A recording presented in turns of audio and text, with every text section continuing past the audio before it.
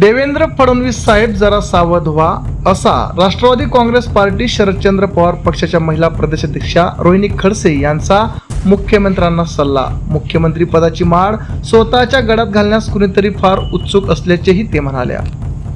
देवेंद्र फडणवीस साहेब सावध व्हा. गेल्या अनेक दिवसांपासून महाराष्ट्राच्या मुख्यमंत्री पदाची माळ स्वतःच्या गळ्यात घालण्यासाठी कुणीतरी अस्वस्थ आहे. त्याचसाठी ऑपरेशन टायगर केलं. ऑपरेशन टायगर केल्यानंतर 6 खासदार स्वतःच्या पदरात पडले आणि महाराष्ट्रातला 1 नंबरचा पक्ष करून दाखवला.